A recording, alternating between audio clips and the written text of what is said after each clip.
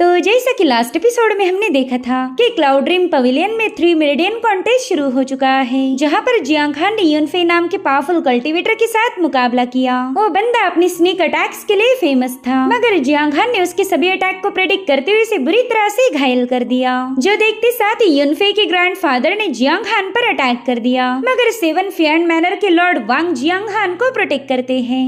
अब आगे तो इस एपिसोड की शुरुआत में हम 7 फियांड मैनर के लॉर्ड वांग को देख पाते हैं, जो कि युनफे के ग्रैंडफादर से कह रहे थे कि ये तो बस बच्चों के दरमियान की बैटल है, तुम इसमें बेवजह इंटरफेयर क्यों कर रहे हो।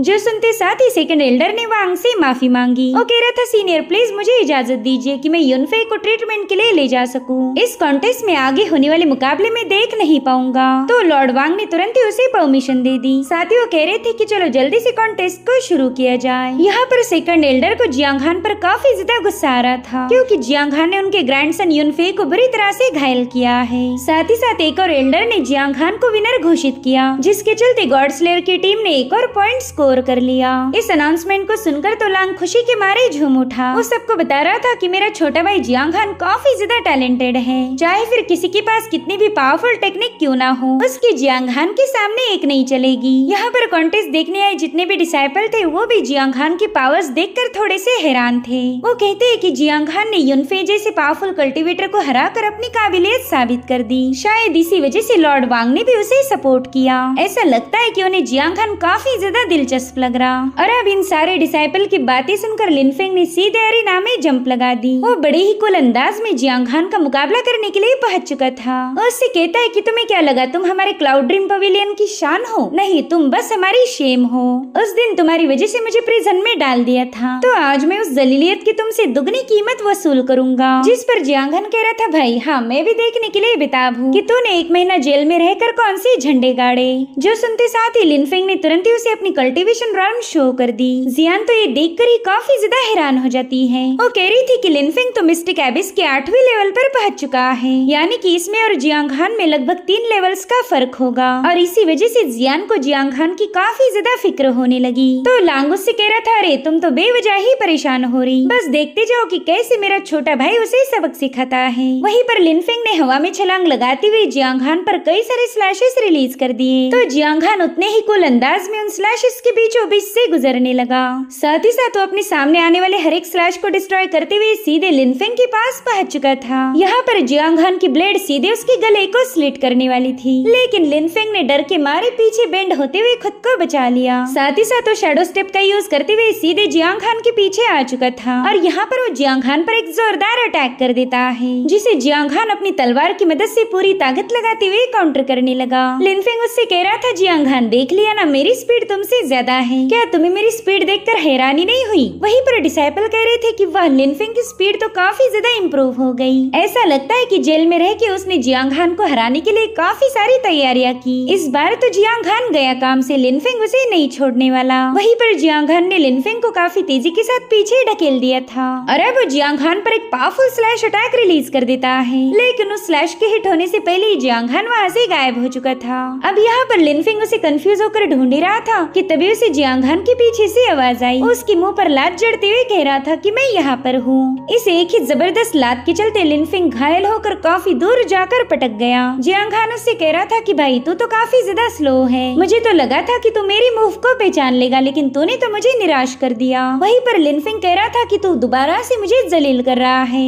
आज तो मैं तुझे ऐसी मौत दूंगा कि मरने के बाद कब्र भी नसीब ना हो। इतना कहते साथ ही लिनफेंग ने अपनी जबरदस्त पावर को रिलीज कर दिया। यहाँ पर वो 9 हेवंस थंडर फायर को समन कर रहा था। इस मूव के एक्टिवेट होते ही वहाँ पर एक थंडर फॉर्मेशन क्रिएट हो चुका था। और अब 9 हेवंस की थंडर का यूज करते हुए लिनफेंग ने जियांग खान पर अटैक करना शुरू कर दिए, मगर जियांग खान छलांग लगाते हुए पीछे हट जाता है। हालांकि उसने देखा कि कई सारे थंडर स्ट्राइक उसी की तरफ आगे बढ़ रही है, तो जियांग खान भी यहाँ से वहाँ जंप लगाते हुए उसके अटैक्स को डॉज करने लगा। वे लिनफेंग की इस मूव को देखकर एल्डर भी काफी ज्यादा हैरान हो गए। वो कह रही थी कि ये तो एक हेवनली डोमेन की थंडर फायर टेक्निक है। साथ ही साथ हम मास्टर लियो के चेहरे पर एक इवल स्माइल देख पाते हैं। वो कह रहा था कि ये एक हेवन ग्रेड की मिस्टिक आर्ट है, इसमें तो माउंटेन सी रेल्म का एक्सपर्ट भी सरवाइव नहीं कर सकता। इधर जियांग खान पर उस थंडर के अटैक होना शुरू हो चुके थे, जो देखकर जियांग खान के दोस्त काफी ज्यादा पैनिक हो गए। उन्हें अब जियांग खान की फिक्र हो रही थी। थी। वहीं पर लिनफिंग का पक्का इरादा था कि आज वो जियांग खान को खत्म कर देगा।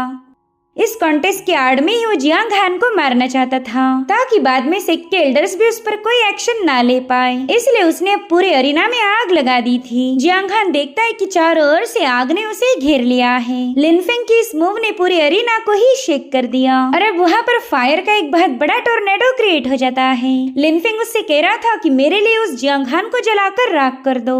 उस फायर टोर्नेडो से रिलीज होने वाली एनर्जी वेव से वहाँ मौजूद डिसाइपल्स को भी तकलीफ होने लगी। वो कहते हैं कि हम इतनी दूर होकर भी इस आग की वजह से झुलस रहे हैं, तो पता नहीं वहाँ पर जियांग खान का क्या हुआ होगा। शायद जियांग खान इस आग में जलकर राख हो चुका। लिनफिंग की हिम्मत तो देखो, इसने हॉल मास्टर के सामने ही जियांग खान को खत्म कर दिया। वहीं पर मास्टर हान के चेहरे पर एक ईवल स्माइल थी। वो सोचता है कि चलो फाइनली इस कमीने जियांग खान का किस्सा खत्म हो चुका, इसने तो मेरे नाक में दम करके रखा था। वहीं पर लिनफिंग जोर जोर से हंसते हुए जियांग खान से कह रहा था कि तुम काफी ज्यादा लकी हो जो मेरी हेवन ग्रेड टेक्निक के हाथों मारे जा रहे। कम से कम तुम एक प्राइड के साथ मर सकते हो। तुम्हें एक हीरो के नाम से याद किया जाएगा क्योंकि तुमने मेरी इतनी पावरफुल मूव को फेस किया है। और अब हमें जियांग खान के माइंड स्पेस का सीन दिखाया गया। वो कह रहा था कि हेवनली थंडर फायर तो वाकई कमाल की है। ये मुझ पर अटैक नहीं कर रही बल्कि मेरी स्पिरिचुअल पावर को स्ट्रेंथन कर रही है। मुझे ऐसा लगता है कि मैंने इस मौके का फायदा उठा लेना चाहिए। पता नहीं दोबारा ऐसी हेवनली थंडर फायर कब नसीब होगी, इसलिए आज मैं इसी फायर का यूज करते हुए मिस्टिक एबिस की छठी लेवल पर ब्रेक थ्रू करने की कोशिश करूंगा।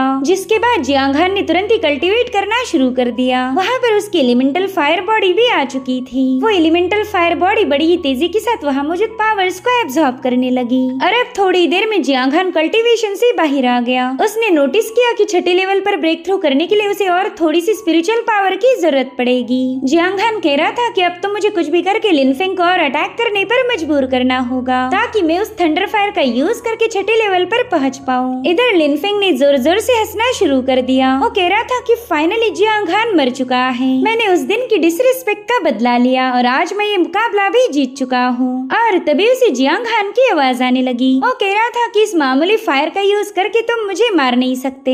लिनफिंग तो उसकी आवाज सुनकर ही चौंक गया। वहीं पर जियान काफी ज्यादा खुश हो गई थी। वो हंसते हुए कह रही थी कि हमारा हीरो जिंदा है, ये कमीना लिनफिंग उसे मार नहीं पाया। वहीं पर लांग सुकून की सांसें लेते हुए कहने लगा कि मैंने तो तुम्हें पहले ही बोला था कि जियांग खान को मारने वाला बंदा अभी तक पैदा नहीं हुआ। किसी में इतना दम नहीं कि मेरे छोटे भाई को नुकसान पहुंचा पाए। इधर लिनफिंग की तो मानो ऐसी की तैसी हो गई थी। वो कहता है कि मिस्टिक एबिस के कल्टीवेटर इस फायर में टिक ही नहीं सकते, तो फिर ये कुत्ता अभी तक जिंदा कैसे बच गया। खैर कोई नहीं, मेरे पास और भी काफी सारी पावर है जिसका यूज करके मैं तुझे जिंदा जला दूंगा। फिर देखते ही तेरी ये अकड़ कहाँ जाएगी। और उतने में उसे दोबारा से जियांग खान की आवाज आने लगी। वो कहता है लिनफिंग, मैंने तो सुना था कि तू उस दिन के अपमान का बदला लेने आया है। तो मेरे भाई अगर तुझे वाकई मुझसे बदला लेना है तो और थोड़ा सा दम लगा। अगर तूने ऐसा नहीं किया तो एक बार फिर से तू सबके सामने जलील हो जाएगा। फिर ये मत बोलना कि मैंने तुझे बताया नहीं था। उसकी बातें सुनकर लिनफिंग काफी ज्यादा फ्रस्ट्रेट हो गया। वो जोर जोर से चिल्लाते हुए वहाँ पर एक और थंडर फॉर्मेशन एक्टिवेट कर देता है, जिसके चलते जियांग खान पर बरसने वाली थंडर फायर और भी ज्यादा तेज हो गई। और यही तो जियांग खान को चाहिए था। वो बड़ी ही तेजी के साथ लिनफिंग ने रिलीज की हुई थंडर पावर को एब्जॉर्ब करने लगा।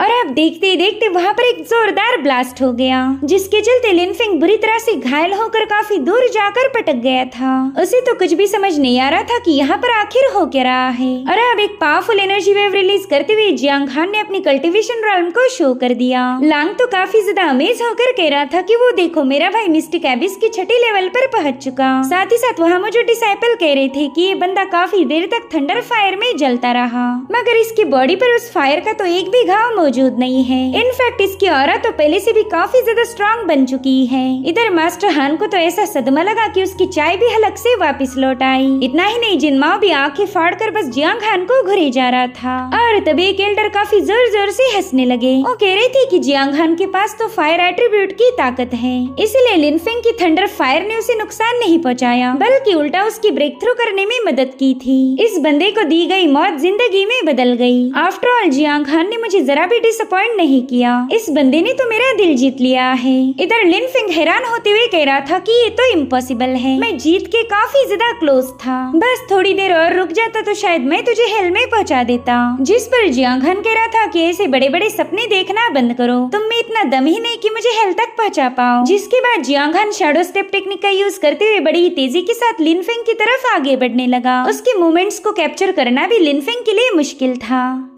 और अब जियांग खान ने बड़ी तेजी के साथ स्पिन होते हुए tiger roars in the mountain technique को एक्टिवेट कर लिया। जियांग खान का ये डोमिनेटिंग टाइगर बड़ी तेजी से लिन फिंग की तरफ आगे बढ़ रहा था और इस सिचुएशन में क्या किया जाए ये लिन फिंग को समझ नहीं आता। वो तो बस हैरान होकर चुपचाप से उस टाइगर को घूरे जा रहा था। और अब वहाँ पर एक जोरदार एक्सप्लोजन होकर लिन फिंग की चीखें गूंजने लगी। लिन फिंग बुरी तरह से घायल होकर नीचे पटक चुका था। वो देखता है कि जियांग खान उसी की तरफ आगे बढ़ रहा है, लेकिन अब उसमें इतनी भी पावर नहीं थी कि वो जियांग खान का मुकाबला कर पाए और इस तरह से लिन फिंग वहीं पर बेहोश हो गया। इधर जियांग खान के दोस्त काफी ज्यादा खुश थे। लांग कहता है कि मेरे भाई ने तो बिना लोरी सुनाई ही इस बंदे को सुला दिया। वहीं पर मास्टर हान गुस्से से तिल मिलाते हुए लिन फिंग के पास पहुंच गया। वो तुरंत ही जाकर लिन फिंग के पल्सेस को चेक करता है और उसे पता चला कि लिन फिंग की तो सारी मेरिडियन डैमेज हो गई। इसलिए मास्टर हान तुरंत ही अपनी रन पावर को एक्टिवेट करते हुए जियांग खान से कहने लगा कि तुमने अपने फेलो डिसाइपल पर एक जानलेवा अटैक किया है। तुम तो हमारे क्लाउड ड्रीम पवेलियन के नाम पर बहुत बड़ा धब्बा हो। अगर मेरे हाथ में होता तो शायद मैं तुम्हें धक्के मार के यहाँ से निकाल देता। तो जियांग खान भी अपनी ब्लेड को समन करते हुए रन पावर्स को एक्टिवेट कर चुका। उसे लग रहा था कि शायद मास्टर हान उस पर अटैक करेगा, मगर उतने में ही अरीना में बहुत ही स्ट्रॉन्ग स्पिरिचुअल एनर्जी रिलीज होने लगती है। दरअसल सीनियर एल्डर वहाँ पर पहुँच गए थे। उनकी बॉडी से निकलने वाली एनर्जी फ्लक्चुएशन से ये दोनों काफी पीछे तक पुश हो जाते हैं। वो कहते हैं कि लॉर्ड वांग खुद होकर आज ये कॉन्टेस्ट देखने आए थे, तो तुम बेवजह उनके सामने तमाशा खड़ा मत करो। दरअसल सीनियर एल्डर मास्टर हान को डांट रहे थे। वो कहते हैं कि इस मुकाबले का फैसला ऑलरेडी हो चुका है, तो तुम बेवजह जियांग खान पर अटैक करके हमारे रूल्स को ब्रेक नहीं कर सकते। अब सीनियर्स के यहाँ होने की वजह से मास्टर हान जियांग खान पर कोई एक्शन नहीं ले सकता था। हालांकि बदले की आग में वो पूरी तरह से झुलस रहा था। वो जियांग खान से कहता है कि तुमने लिन फिंग के साथ जो किया इस बात को मैं कभी भूलूंगा नहीं। आज न कल तुम्हें इसकी दुगनी कीमत चुकानी होगी और ये मेरा तुमसे वादा है। इतना कहते साथ ही वो लिन फिंग को लेकर गुस्से में वहाँ से रवाना हो गया। अब उसके वहाँ से जाते ही सीनियर एल्डर ने इस मुकाबले का विनर जियांग खान को घोषित कर दिया। इतना ही नहीं, जियांग खान ने अपनी गॉड स्लेयर टीम के लिए 2 और पॉइंट्स कमा लिए थे, जो सुनकर गॉड स्लेयर टीम काफी ज्यादा खुश हो गई। लांग चिल्ला चिल्लाकर कह रहा था कि मेरा भाई अमेजिंग है, उसके जैसा तो कोई हो ही नहीं सकता। वहीं पर लॉर्ड वांग कह रही थी कि इस बंदे ने बस मिस्टिक एबिस की 6ठी लेवल पर ब्रेक थ्रू किया है, मगर फिर भी ये बहुत ही भयानक पावर को अनलीश कर पाया। 6ठी लेवल के कल्टीवेटर के पास तो ऐसी डोमिनेटिंग पावर हो ही नहीं सकती। इस बंदे को हम जरा भी अंडर एस्टिमेट नहीं कर सकते। साथ ही साथ वो हॉल मास्टर लिन की भी तारीफें करने लगे। वो कह रही थी कि आपके पास तो जीनियस को परखने का टैलेंट है, जिस पर हॉल मास्टर लिन कह रही थी कि तारीफ के लिए शुक्रिया। जब पहली बार मैंने जियांग खान के टैलेंट को विटनेस किया था उसी दिन मैं काफी ज्यादा हैरान हो गई। इस बंदे के पास तो एक्स्ट्राऑर्डिनरी एबिलिटीज है। इनफैक्ट जियांग खान जैसे ये डिसाइपल हमारे क्लाउड ड्रीम पवेलियन का फ्यूचर होंगे और हमारा क्लाउड ड्रीम पवेलियन ऐसे डिसाइपल को काफी अच्छे से नर्चर करता है ताकि वो कल्टीवेशन की बुलंदियों को छू पाए। आप जियांग खान की बिल्कुल फिक्र ना करें, उसे सारे रिसोर्सेज प्रोवाइड किए जाएंगे। हॉल मास्टर लिन की बातें सुनकर जिनमाओ को काफी ज्यादा गुस्सा आ रहा था, क्योंकि जिनमाओ जियांग खान से बीस्ट कोल्ड्रन हासिल करना चाहता था। अगर ऐसे में जियांग खान ताकतवर बन गया तो फिर जिनमाओ के लिए ये मिशन पूरा करना मुश्किल हो जाएगा। इधर हॉल मास्टर लिन सभी डिसाइपल से पूछने लगी कि क्या तुम में से कोई है जो जियांग खान को चैलेंज करेगा, लेकिन लिन फिंग की हालत देखकर किसी में इतनी हिम्मत नहीं थी कि वो जियांग खान का मुकाबला कर पाए। इसलिए हॉल मास्टर लिन जियांग खान से कहने लगी कि तुमने 1 बाय 1 दोनों मुकाबलों में जीत हासिल की है, इसलिए मैं चाहती हूँ कि तुम फिलहाल के लिए आराम करो। जो सुनते साथ ही जियांग खान तुरंत ही अपनी टीम के पास पहुँच गया। उसके वहाँ जाते ही लांग ने तो उसे मसाज देना शुरू कर दिया था। वो कह रहा था छोटे भाई तूने तो मेरा दिल जीत लिया। वहीं पर जियान जियांग खान की बॉडी को चेक करने लगी कि कहीं उसे कोई चोट तो नहीं लगी। तो जियांग खान उसे तसल्ली देते हुए कहने लगा कि तुम बिल्कुल फिक्र मत करो, मुझे कुछ नहीं हुआ। तुम लोगों के होते हुए भला कोई मुझे नुकसान पहुंचा सकता है। और उतने में उन्हें डायस पर से किसी लड़की की आवाज आई जो कि अपने इनेट वेपन को समन करते हुए कह रही थी कि हॉल मास्टर लिन प्लीज मुझे गाइड कीजिए। और इसी के साथ एपिसोड यहीं पर एंड हो जाता है। Thank you so much for watching. Bye bye, take care.